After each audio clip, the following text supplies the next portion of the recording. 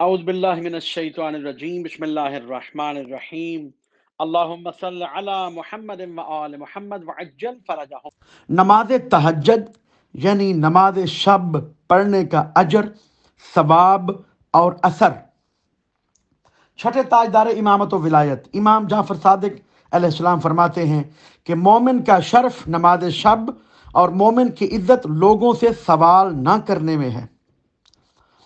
پھر مولا فرماتے ہیں نماز شب پڑھا کرو کہ یہ نبی مکرم حضرت محمد مصطفیٰ صلی اللہ علیہ وآلہ وسلم کی سنت، تم سے پہلے والے صالحین کی نشانی، اور نیز تمہارے جسموں سے بیماریوں کو دور کرتی ہے۔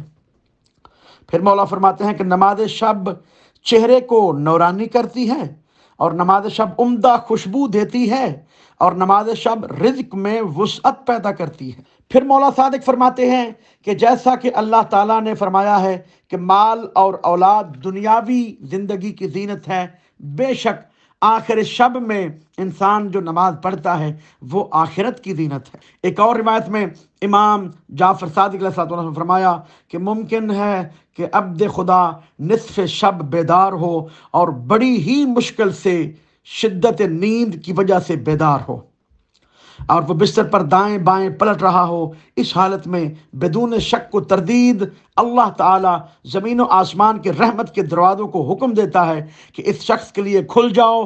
پھر فرشتوں سے کہتا ہے میرے بندے کو دیکھو، میرے تقرب کی خاطر اس عمل کو بجا لانے کے لیے کتنی سختیوں کو برداشت کر رہا ہے کہ جو میں نے اس پر واجب بھی نہیں کیا۔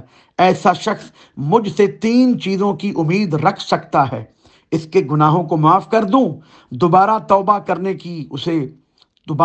کرنا نصیب کروں، یا اس کے رزق میں بے بہا اضافہ کر دوں۔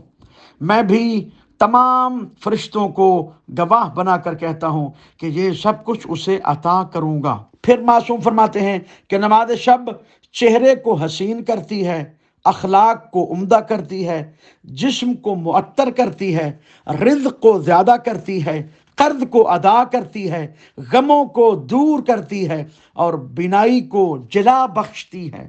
پھر امام جعفر صادق علیہ السلام فرماتے ہیں جن گھروں میں رات کو نماز شب کے ساتھ قرآن مجید کی تلاوت بھی ہوتی ہے تو یہ گھر اہل آسمان کو اس طرح منور کرتے ہیں جس طرح ستارے اہل زمین پر نور افشانی کرتے ہیں۔